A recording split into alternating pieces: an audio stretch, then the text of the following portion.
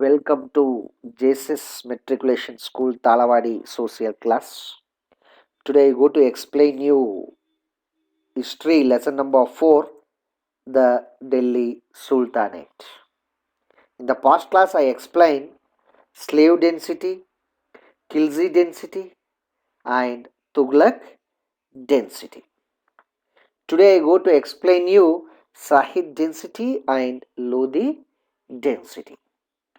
First of all, we are going to learn about Timur's inventions. The sacking and massacre of Tamerlane, or Timur of Delhi, came a decade after Firoz Shah Tughlaq died. As a ruler of the region around Samarkand in Central Asia, Timur had occupied some part in the northwest of India. Taking advantage of India's weakness, he entered India in December 1398 and plundered Delhi. Punjab, besides the Delhi city, was the province that suffered most of Timur raids. Timur, apart from carrying huge wealth from the gold, silver, jewels, also took along Indian artisans like carpenters and masons to work and monuments in Samarkand. Next, we are going to learn about Sahid density. It's in 1414 to 1451. Through the Sultan fragmented into a number of independent kingdoms, it endured in 114 years more till the Mughal inventions. Before leaving Delhi, Timur had left behind his representative Khizr Khan as the governor of the territories he had conquered, Delhi, Meerut and Punjab. He founded the Sahid dynasty in 1414, which lasted till 1451. The last ruler of this dynasty, Alauddin Alam Shah, abdicated the throne in 1451.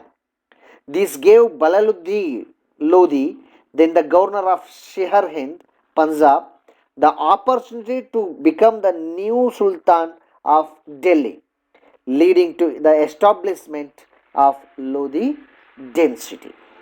The next we are going to learn about Lodi density is 1451 to 1526. In the 1489, Balaluddin Lodi was succeeded by his son Sikandar Lodi. Sikandar was a patron of art and learning. He founded the city of Agra and made it his capital. He died in 1517 and was succeeded by his son Ibrahim Lodi, who was defeated by Babur in 1526 in the Panipat battle.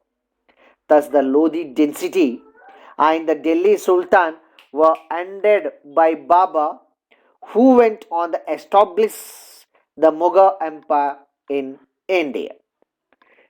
Now we are going to learn about Islamic art and architectures. How will be there now?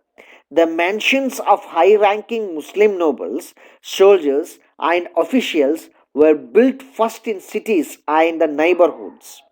Around them, the mosques in the imperial style were constructed by successive Muslim regimes in Delhi.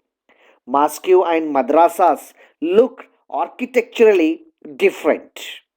The graceful decoration of doorways and walls with lines from the Quran made a distant appearance in these buildings. The shape of all these buildings was Persian, while the decoration was Indian. So it is called Indo-Saracenic architectures. Qutub Minar, Alai Darwaza, Qutb Islam Masjid, Motki Masjid, the tombs of Iltutmish, Balban, and the forts of Dawlatabad and Firozabad were all constructed in this style. Thank you to watching my class.